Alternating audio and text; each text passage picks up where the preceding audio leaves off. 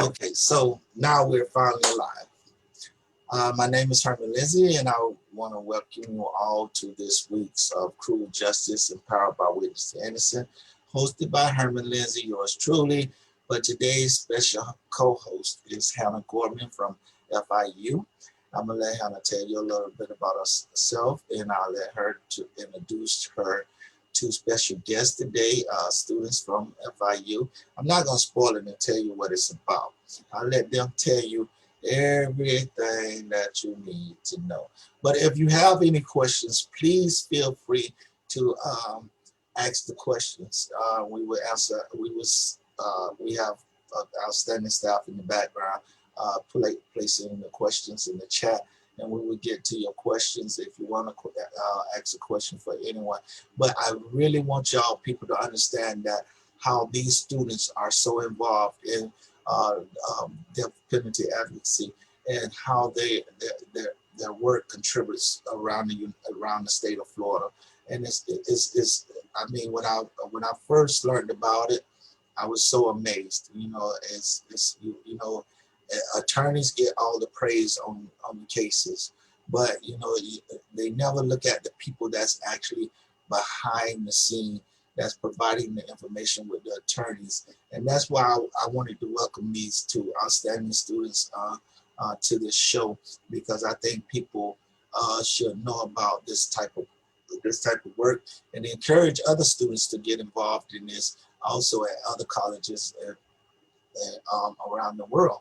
You know, I've learned working, a lot of my speaking is with students, and we're talking from fourth graders on up, and you'll be amazed about how they are now getting knowledge of the criminal justice system and learning about it and the rights and wrongs, and how they think that it's improper, and for our kids to think that things are so messed up in our justice system, and that we shouldn't be killing people, and we still doing it, and the government is showing a bad example of how this society should be. So with no further speaking, I would like to introduce Hannah Gorman, a good friend of mine, and turn it over. Thanks, Herman. Hi, everybody. I'm super lucky because I get to come and have the treat of co-hosting with Herman this time. I was a guest on one of the shows the other month now, and it was brilliant. So I was made up when Herman and the Witness to Innocence team suggested that we perhaps reach out to the students to see if they would be interested on being the guest. I promise I haven't forced Michelle and Claudia to join us today. They were up for it, which is wonderful. For those of you who weren't able to tune in when it was me doing all the talking with Herman, I am Hannah. I'm the director of the Balanced Justice Project. We live and reside down in the basement of FIU Law. FIU Law gives us some in-kind contribution, some office space, some access to the library, Westlaw databases, etc. But what they also do by way of support for the work that we are propelling forward is provide us with access to these wonderful students and humans such as Claudia and Michelle. So I also plan, other than my co-hosting duties with Herman, to shut up and let us hear from Claudia and Michelle. Let me just give you a little intro, guys. So Claudia is a law student and joins us to perform her pro bono hours. And Michelle joined us, well, I guess she'll tell you a little bit more about why that was, but she was our find because she was interested in some of the work we were doing and the issues we were working on. So she too became a volunteer and just recently has begun to earn a little bit of pocket money with us. Again, one of the bonuses of FIU Law is were able to benefit from some of their student assistantships, which is wonderful. That's one of the ways they support us too. So, Claudia, shall we go over to you first? Sure. Hi, everybody. Thank you, Herman, and your team for having us here. It is a pleasure. My name is Claudia Rojas Souza. I am a fourth year law student at FIU Law. I am primarily involved in a couple of organizations aside from the work that we do here at Balance Justice. I am the president of the Federal Bar Association and the vice president for the Criminal Law Society. My main interest is in criminal law, and funnily enough, I came here to to the team as a prospective prosecutor after I graduate. Um, I did not. I wanted to be a lot more versed into what the responsibilities and the burden and the impact that a prosecutor can have in somebody's life. So I wanted to get as much knowledge as I could. I took Professor Gorman's class in death penalty law as well. I went through all the criminal law classes that I could. And when the opportunity presented to get my pro bono hours, I decided I wanted to do something that could definitely impact me in the long run. So I wanted to learn more about death penalty, and that's how I came here. And up until this week, that's what we've been doing. I don't know about you, So, Michelle. so I guess we're asking Michelle to tell a little bit about herself now. Thank you so much, Herman. Hi, everyone. My name is Michelle Rosen. I'm a junior at FIU studying to get my bachelor's in psychology, a minor in criminal justice and French. I learned about this opportunity after taking legal psychology with Deborah Goldfarb, and we had Stephen Harper come in as a speaker on our last day of class, and he told us his story and how he managed, along with another huge group of lawyers and support from other organizations, to submit amicus briefs in light of Wilbur v. Simmons.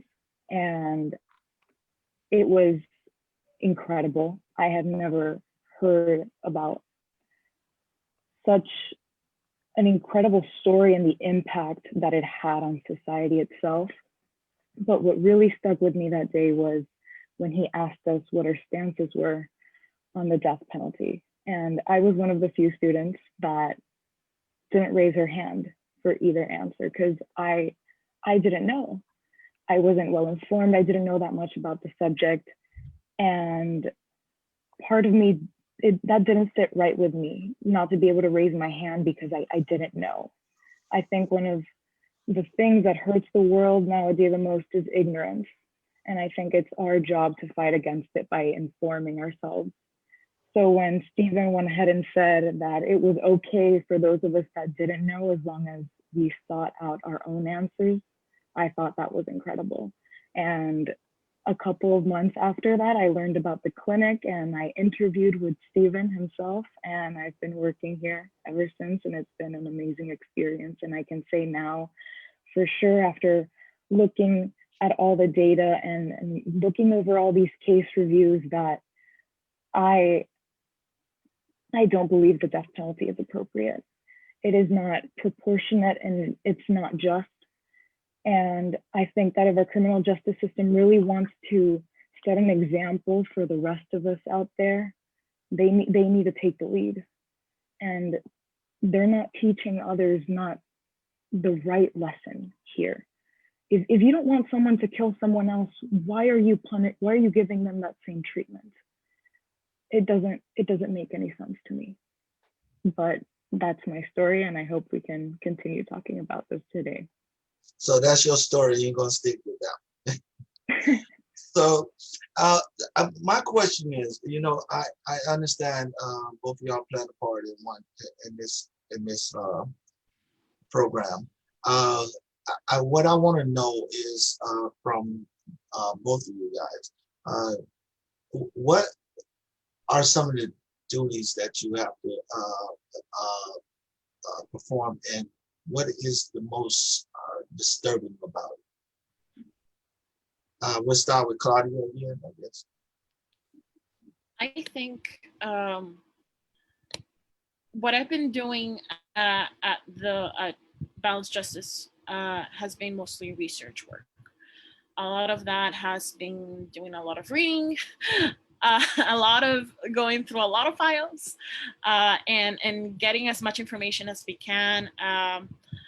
Obviously, we don't want to talk about anything that relates to clients. So most of the stuff that I personally have done is mostly research, either procedural work or also research on statistics as well, and trying to get as much information as I can.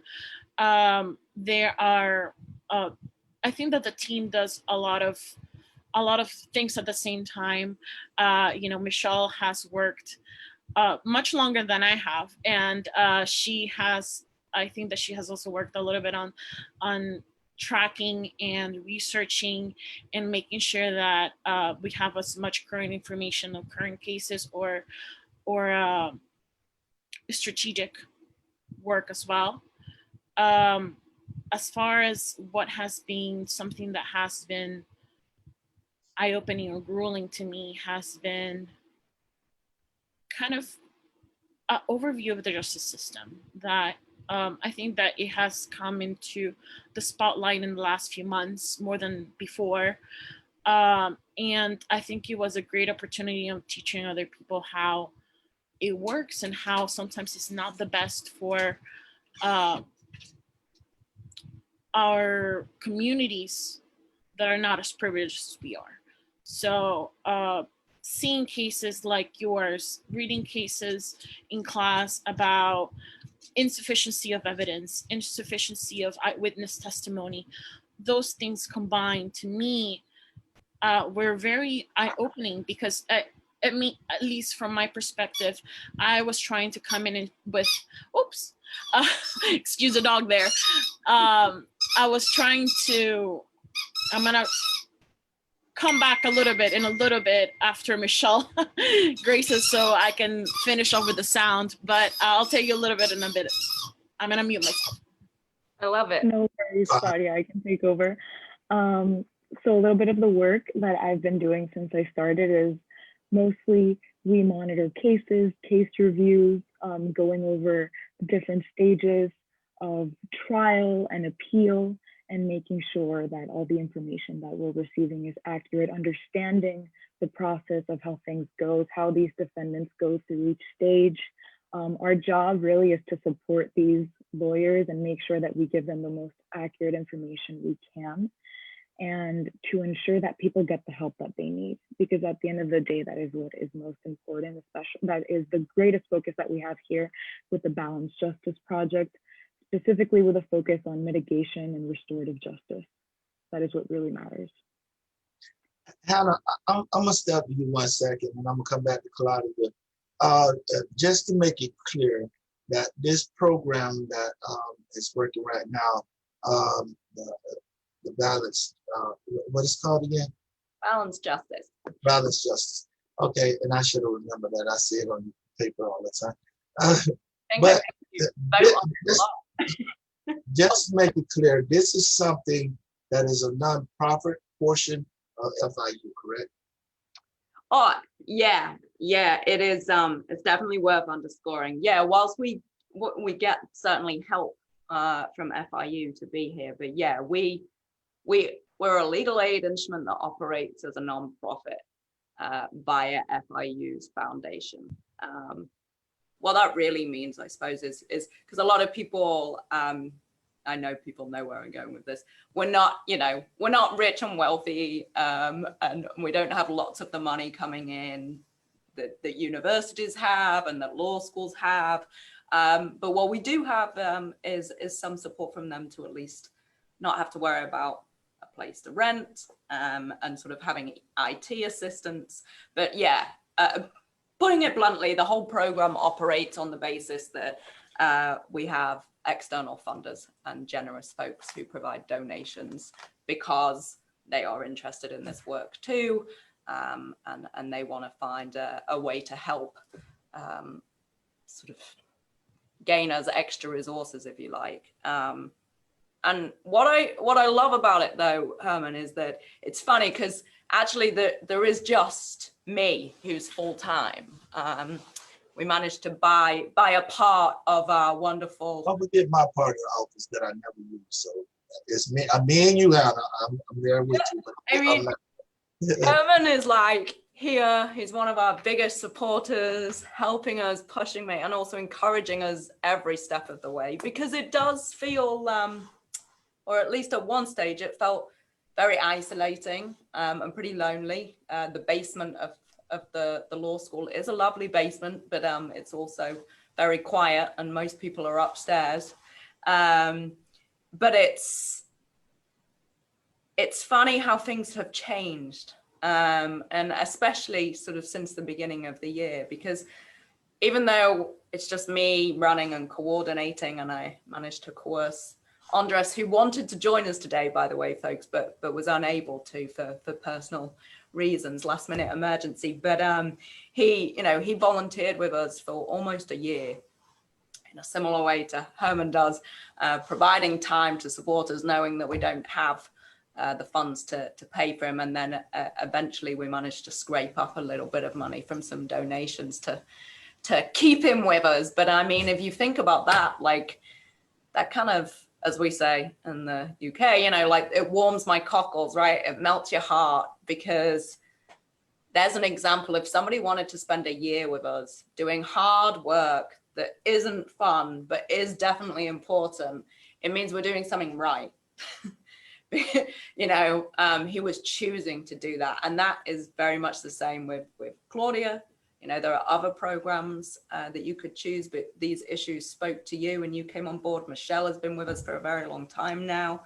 And I think that's pretty cool.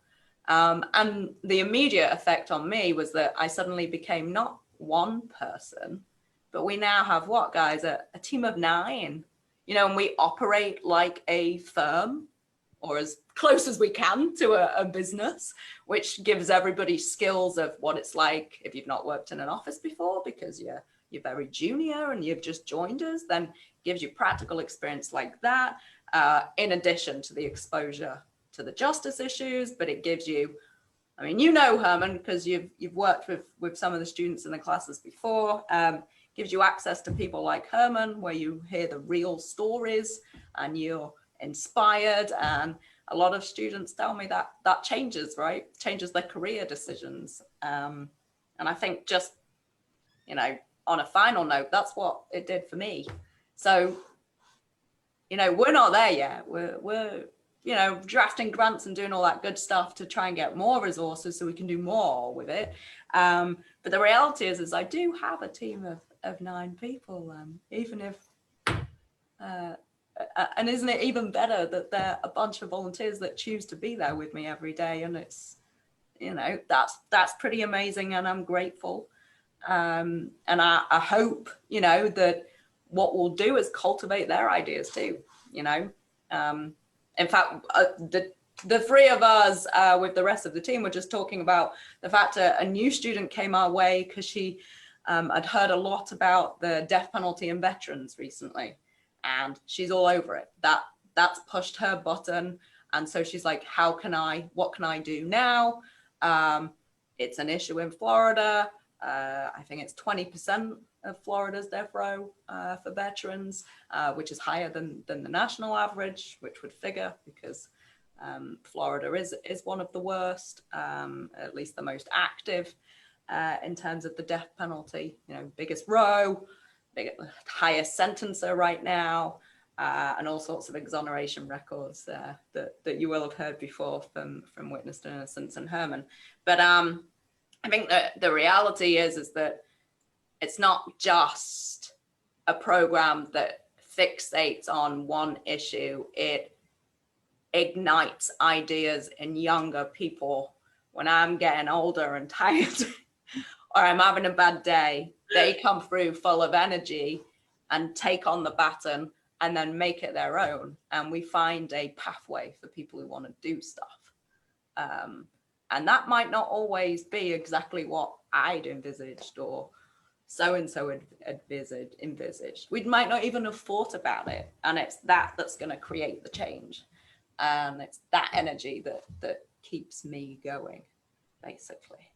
I wanted to ask the question, here in Florida, do we have any other colleges that does the work that you guys doing, or are you the only ones that's in the state that's actually have the death penalty clinic and doing this type of data work? Yeah, so for sure on the type of data work, we've got, obviously in Florida, we've got other clinical programs focusing on innocence and other social justice issues, which is wonderful. But in terms of what we're doing, balanced justice, which is we deliberately widened our scope from just death penalty, all about, you know, having fairer sentences. We focus on those with the most severe penalties, so death penalty. We focus on children, juveniles. We also focus on foreign nationals because they're one of the most vulnerable groups when they're detained overseas. So we're doing a bunch of stuff on that. So the answer is in the hybrid format that we are operating as a nonprofit, down in the basement, doing this focused work, collecting the information we're doing in terms of empirical evidence for how the death penalty is used across the state. And not just looking at death penalty issues, but we have to look at murder and homicide from here to be able to understand how decisions are made to pursue the death penalty. And to answer your question, Herman, basically, you know, the reason why we did that is because we were plugging a gap because nobody knew. There's a lot of data out there for when somebody's sentenced to death, but it's too late then, right? It's not, well, I take that back, right? Because it's not too late, is it, Herman? Because you're living proof that it's not too late, but we don't want to rely on that. You know that it's hard. You know that you are rare diamonds, and thank goodness for them. But if we can begin on day one at arrest and ensure that every single procedural safeguard and protection and law is upheld, and that we absolutely do all of that critical investigation that's required to put the right information to the right decision makers so they can say, yes, death penalty is not appropriate, which you didn't ask, but you know, my personal belief is it never is. But the reality is, without all of this data that we're getting, which, I mean, Michelle, you've been incredible at leading on that.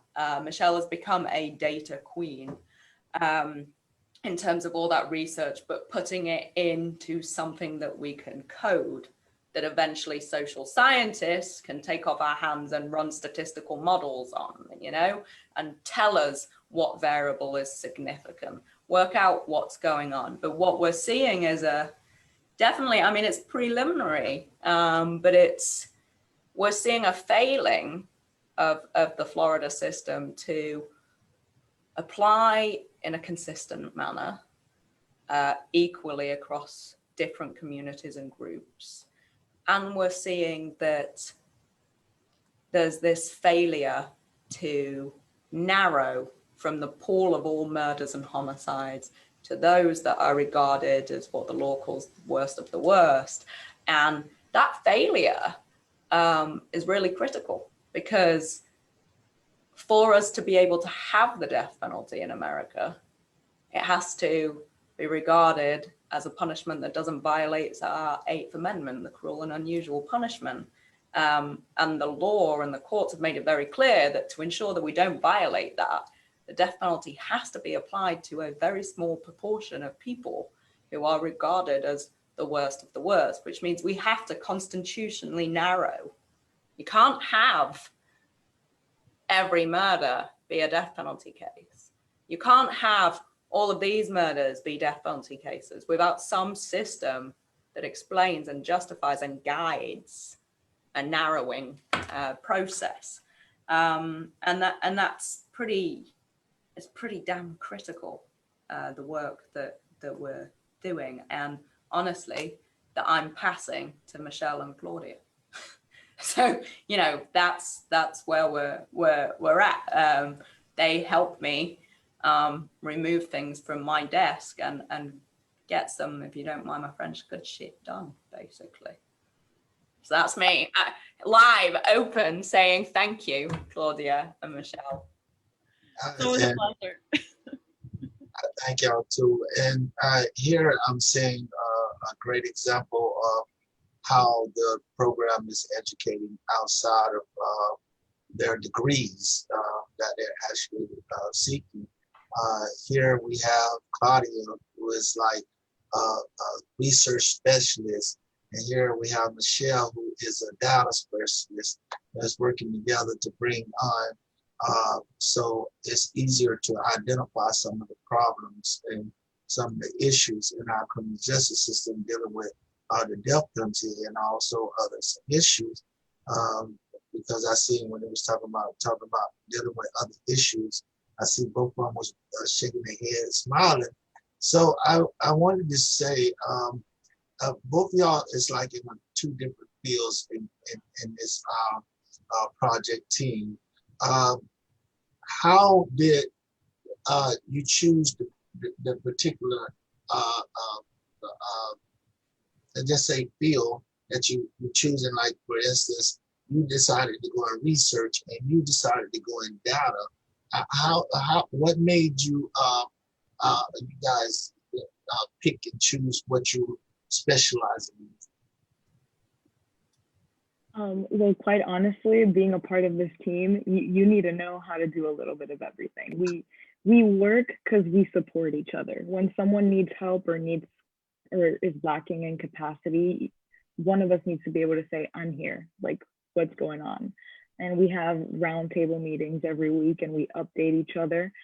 So I guess my answer is not necessarily something we chose.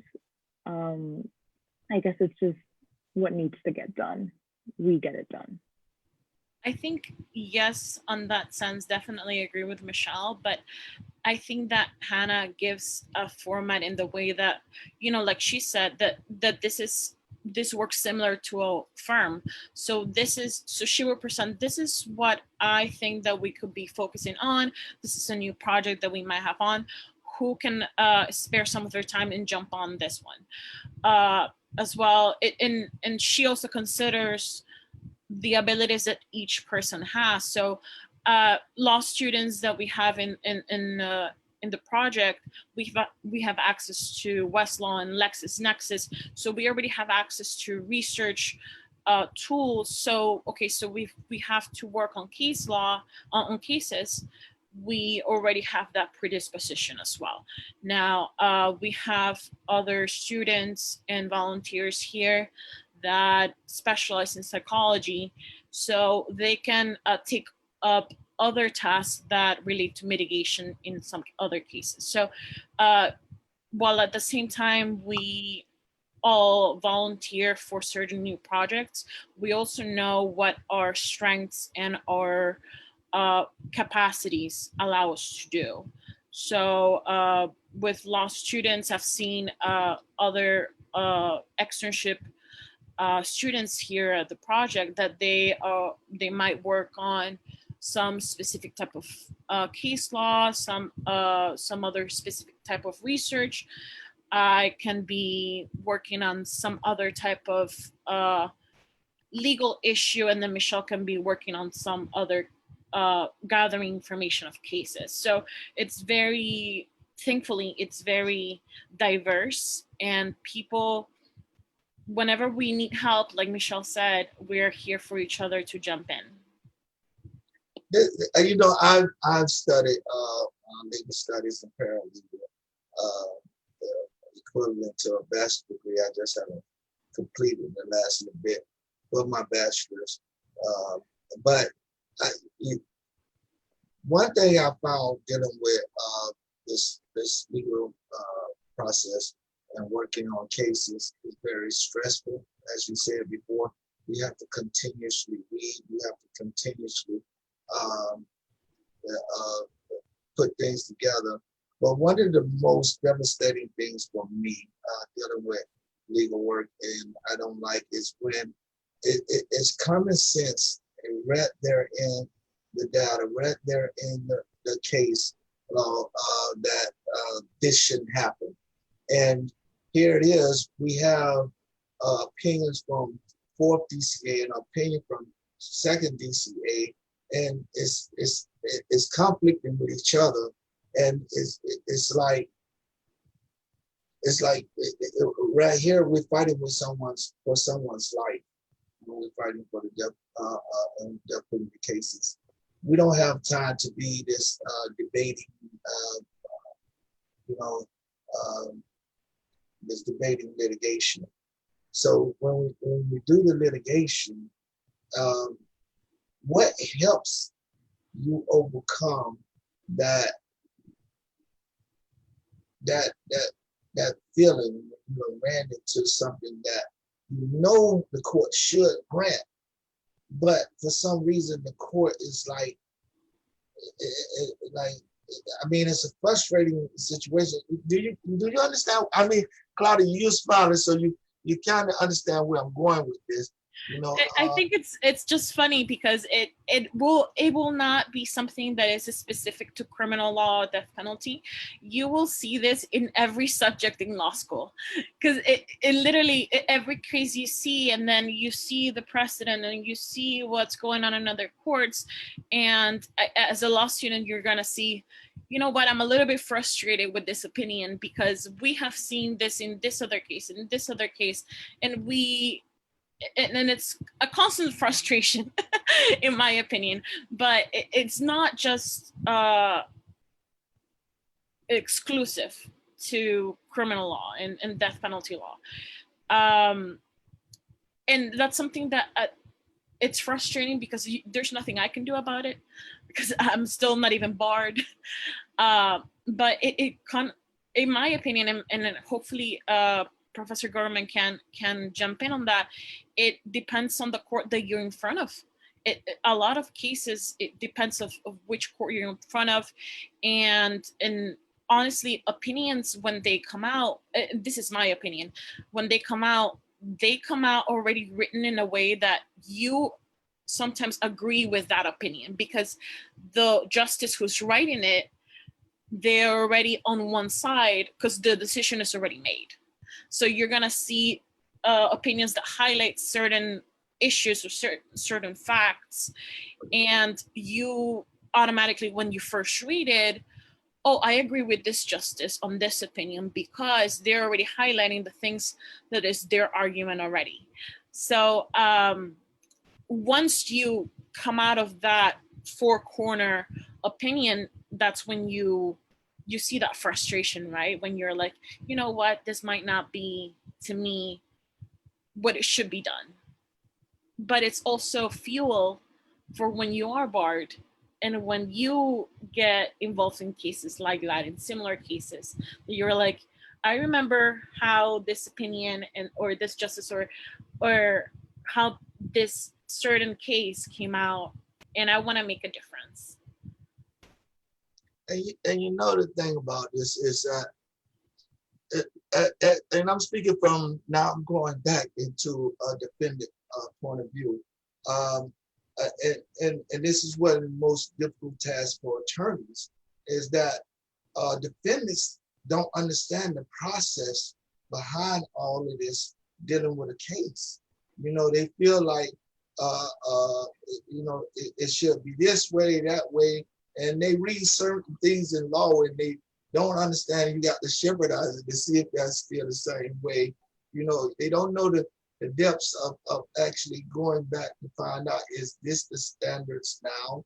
You know, has the administrative code changed or things like that? So attorneys catch problems with these clients because they really don't understand. And then you have the jailhouse attorneys showing them cases and and manipulate them and things like that, and causing them to make the lawyer even more frustrated at doing this. That's why I am glad that you was explaining things the way you did, because those people that have been defendants or may become the defendants will understand that behind this legal stuff, behind working on a case, it is a whole lot behind it, and just standing in front of a judge.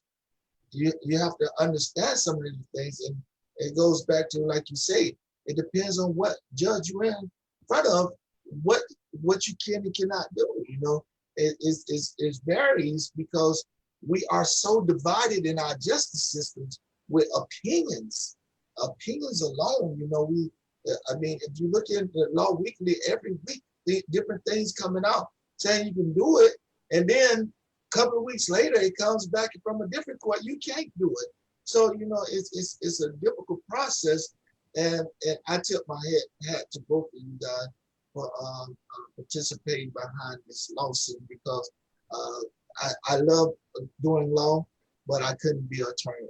I really couldn't be an attorney. You know, I like to do the work behind the attorney, but you know, it would be hard being an attorney, because you know, I probably wouldn't let a judge have it. You know, hey, you know this is the law, this is what's supposed to happen, and you're ruling towards the state and you're being biased. And sometimes you get that ruling because of, I hate to say it, but sometimes because it's racist.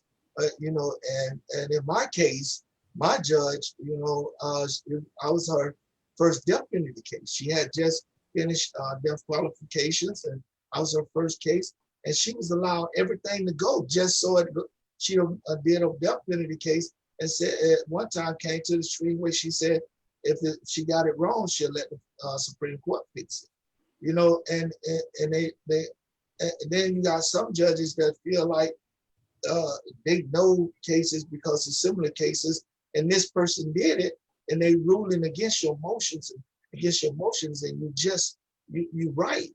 And people don't understand the frustrations that the attorney has to go through behind that. And this, and to have you in school for a totally different major and doing this type of work, do it have a conflict with what you're trying to major in and the work you're doing? But I'm gonna ask that question to Michelle. Does it conflict with what I'm studying is what you're trying to ask? Okay, you say you're studying social, Psychology. Now, the work you're doing now is in criminal justice. And you're doing a lot of work in that and getting data, finding new information, learning. It's a big learning process, because I'm sure you're learning all the time with it. Is it causing a conflict into your major? Honestly, no, because my goal has always been that I wanted to be a forensic psychologist. However, before I joined the clinic, I always wanted to work with the government. So like I wanted to be a forensic psychologist that was employed by a government agency. But since I started working here, one of my tasks has been to gather information on different experts, specialists on different subjects, like maybe abuse or trauma, or different neuropsychologists. And I've read some of the different statements that they've made in court. And I think that would be an amazing career path to pursue, especially with all the change and impact that these statements that they make have. They don't just appeal to the mitigational aspect that we deal with here at the Balanced Project, but it speaks to the objectivity that we need to have when dealing with these cases. And objectivity is always going to be really important. And I think that answers one of your previous questions from before, which was that how do you deal with that frustration? Well, you know, it's hard because we're human, right? And we have different ways of dealing with frustration, but it's always important to know that you only have control over certain things like yourself and the kind of impact that you can contribute.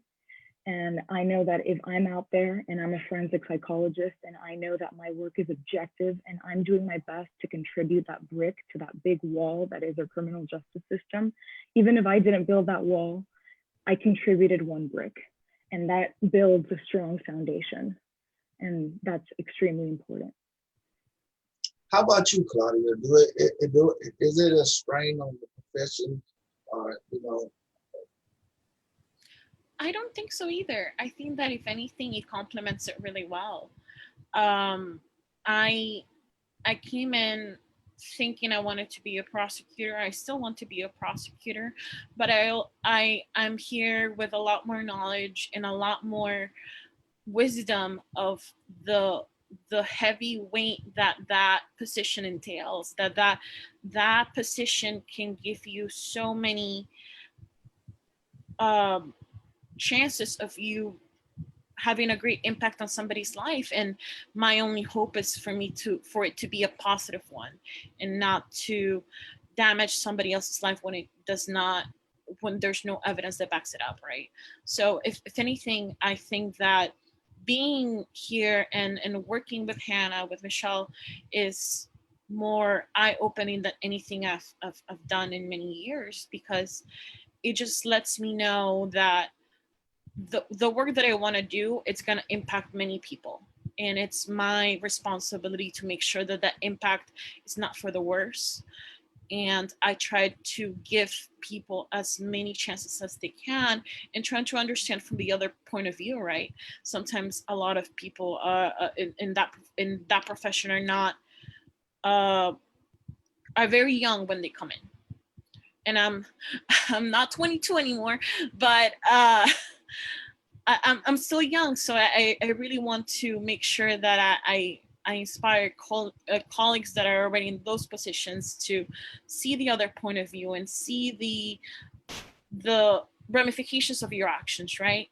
So if every step that I take, it's calculated and measured, and every time that I make one step, I realize that, what, this step could affect people in a negative way, I'm going to be more cautious when I'm making that step.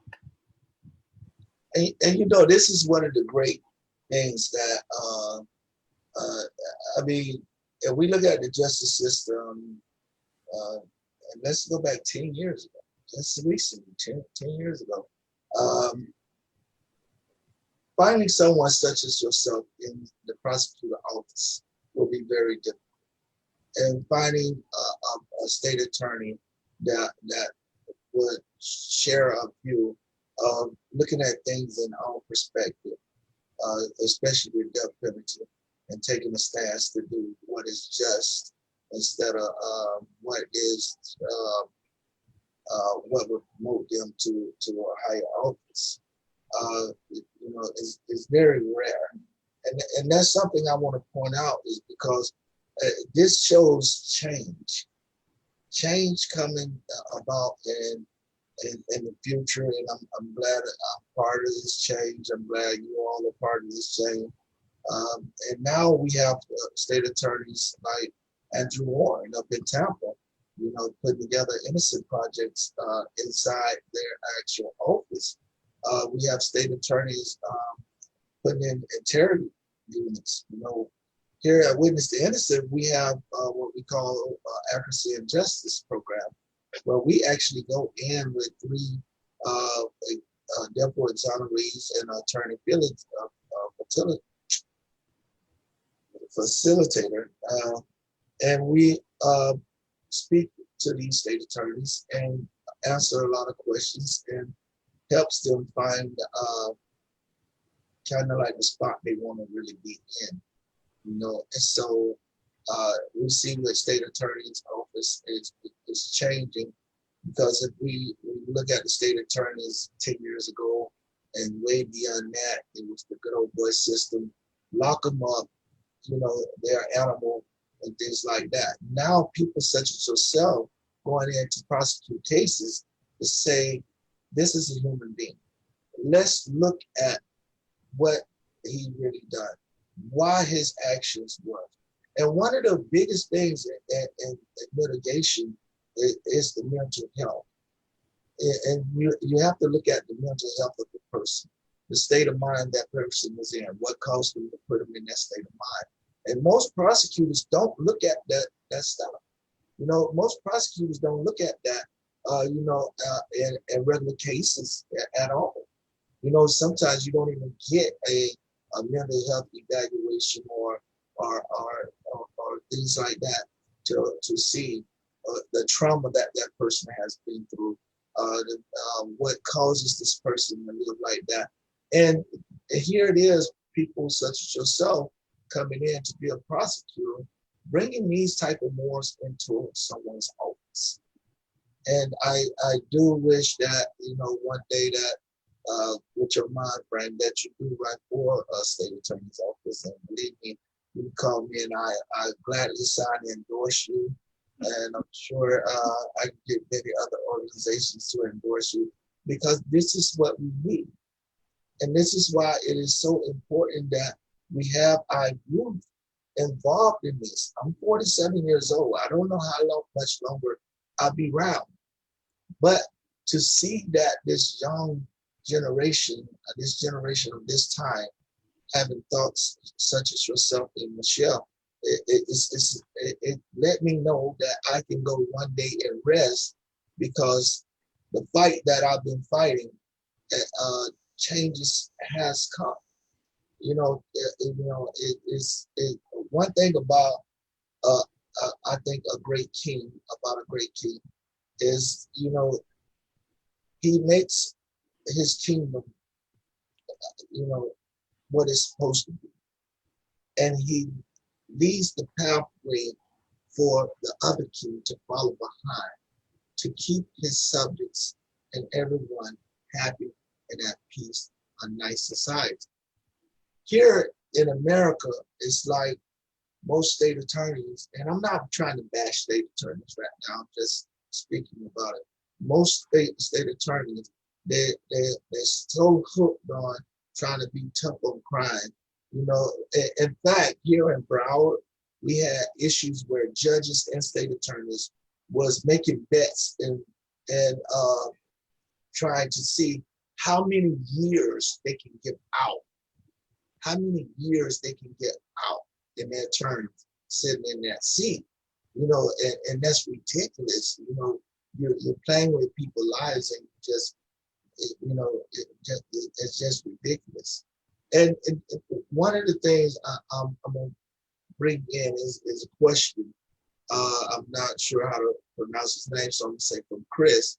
He asked on Facebook, can you please help us understand more about plea bargaining for remand prisoners, because it's now a big issue that has cursed overcrowding in our correction facility. One thing I want to address about this, and then I would like either one of you, if you want to talk about it, to answer the question. But one thing about it is this.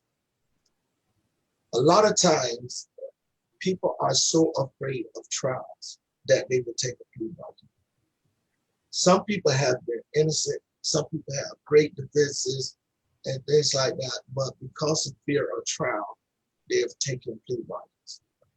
Most attorneys used to, and I see that changing a lot too, more attorneys now like the challenge and go to trial now.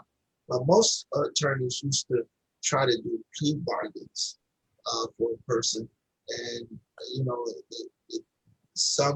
I have actually encountered an attorney that wanted to do plea bargaining because it's an easy check. You know, he plea out, that case going, and because he's not getting funded much, he just try to get rid of the case and get much. You know, it's things like this that actually happens that causes our system to go bad. And like I say, I see a lot of that changing. But can you please help us understand more about the plea bargain for remand prisoners, because it's now being a big issue? What are your thoughts on that, and what can you do to help this guy understand that? What can you say? I'll take this one for sure. Plea bargaining is one of my favorite, not favorite subjects to discuss. I think the plea bargaining system is crazy. I'm not sure that helps you understand it, but maybe it gives Crispinus some comfort that perhaps the reason why you're asking us to help you understand it is because it's not very logical and it's not an acceptable answer to the justice system. Now, sort of stepping back a little bit to give everybody a bit of context, plea bargaining happens at an incredible rate, particularly in America, which I think is why I have a harder time swallowing that pill, although I am here now. Of course, I practiced in my home country where we still have that system, but it's, what do they say about America? Everything's bigger and better and on steroids and more extreme. We have plea bargaining there too, but here, my take on it, which I think may be a little different to the average American attorney, at least, take on it. When we're talking about death penalty, I understand why attorneys want clients to plead. And that relates to the fact that the thought of going into a room and trying a case and being responsible for trying a person's life is an enormous, horrible responsibility. There's only one person in that courtroom that I can think that it would be worse to be, and that, of course, is the client facing death. So I understand that. I think it's an impact of the fact that you have the death penalty and people are trying to save lives. And don't get me wrong, there are so many different types of lawyers, of course. There are the good ones, there are the great ones, there are the crap ones because of incompetence, right? Or because they are so overburdened and they're burning out and they don't have help and they don't have the money. All of these, I know, are constant issues that I know Herman speaks about, but that has an impact on the plea bargains, right? On top of that, we are having high numbers of arrests, right? Even more so in protests over recent months. But the more people we arrest and the more people we detain, as quite rightly pointed out by the person who asked this question, is we've got an overcrowding problem. We also have a discriminatory overcrowding problem. You'll all know the words of Brian Stevenson, and I hope people will be able to have the opportunity to get to the museum that he was behind, where he's tracking and looking, right, at slavery all the way through to modern day slavery, which is the correctional overcrowding institution in a system that profits from locking people up, right? So I think the reason why we don't understand it very well is because it's not understandable. It's not, right, to have this. Although we begin to break down those issues and see how humans are responding, then it makes sense, right? We need to, you're trying to get people out of jails and facilities. You're trying to get cases pushed through these courthouses, wrongly or rightly. People are trying to resolve these issues and move on. That is the impact when you have a system that locks people up. That is the impact when we have severe sentences that are absolutely excessive and, don't mind me saying so, sometimes just ridiculous, right? And I mean, the majority of what we're dealing with when we're doing the death work is two choices: life without parole or the death penalty. I reject both of them personally, but I think for as long as a society has death penalty on the books as an option, the issue with that is life without parole will always seem palatable. So I think the reason why we have such a high rate of plea bargaining is quite simply down to excessive punitive sentences, which are discriminatory, and a system that is so focused on punishing people instead of rehabilitating people and community that we're losing our way. And so people are being pressured to take plea bargains. Sometimes it's a good deal though. Sometimes it's a good deal that's on the table and it makes sense. So we don't want to do away with the system, but we do want to get it back in check. And what we definitely want to do is make sure that we aren't using the death penalty as a blackmail, right, to take a plea, and that we aren't denying somebody their day in court when they should have their opportunity to have evidence heard, because we've got hundreds of cases and hundreds of people. If we're doing that, our justice system isn't working, and we need to find a different way. And there's definitely different ways. We only need to look across the world to see what others are doing that's working a little better. But sort of I guess that's a long-winded answer, Crispinus. I'm sorry, there isn't a simple one for you. But that's as good as I've got, right? Back to you, Herman. I want to know, I only have a couple of minutes left. Before we end this show, I want to thank Claudia and Michelle for attending. And I look forward to meeting y'all in person in the future. You know, I remember when the Deaf Clinic first started and Stephen first put it together back, I think it was 2009, 2010 or something like that. I came down.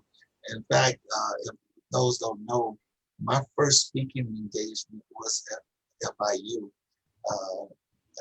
In fact, my present wife now accidentally had an accident right in front of the campus going there to speak. So it was an incredible experience and memorable moment for me that day. But is there anything that y'all would like to say before I go to the slide? I think I like to say that this is the perfect time to educate each other. A lot of people, if you pick them out of a crowd outside, if you go out with your mask and you ask them about what the death penalty is and how they feel about it, there's a lot of stigma and a lot of this mentality, which I had before being knowledgeable and opening myself up to learning more, that these are people, you're John Wayne Gacy and you're Ted Bundy and these incredible serial killers that you hear about. But in reality, a lot of the people that you see are just like you and me, who sometimes are not in the circumstances were not the most optimal. People that have gone through trauma, that have gone through a lot of things that we sometimes cannot even fathom. And educating each other on that is very important, because that can be your juror at somebody's trial, right? And that mentality can definitely affect for the better people that are in this situation. And hopefully, we will see a day where death penalty does not have to be a subject more than history. It shouldn't be hopefully it's not an issue in 20, 30 years. Here's hoping. And education is definitely my takeaway from this. I encourage everybody to try to educate yourself and try to ask around. I think that we miss a lot of opportunities by not connecting with each other and being empathetic to everybody's struggles. Yeah, I completely second what Claudia's been saying. Education is extremely important. Like I was saying earlier, it's our job, for lack of a better word to say it, it's our duty to educate ourselves to make the world a better place. And not just yourselves, strive to make yourself a better person, because at the end of the day, no matter what it is that you choose to do, you are contributing to society. Whatever issue it is that you choose to pursue and help, make yourself a better person, strive to do the best you can do, and everything will work out, you know, like it just happens that way, and it's great, and nothing's perfect, but as long as we keep at it, I know that change is possible. Good things take time. Yes. Yeah, very true. Hannah, did you want to say something before I bring up the slide? No, I think you've all heard from me before. Thank you for having us back. I'm so glad we were able to come back with some students and talk a little bit more about what they're doing. Thank you so much, Herman. Can I have the slide, Chloe? And I must thank my staff behind me, Chloe and Allison. You know, they don't want to co-host with me, but they are very outstanding putting these shows together every week. Absolutely. Out and, you know, getting things together. So what I would do, I would like for Hannah to tell me first about the link for Balanced Justice Project at FIU. Yep. Thanks for putting that up there. That's awesome. That's our link where you can go. It's our landing page.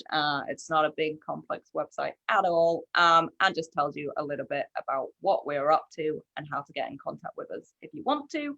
Also gives you an update on the current projects we're working on. Of course, the death penalty project, but some of the other stuff that I mentioned before, and some integrity unit work as well.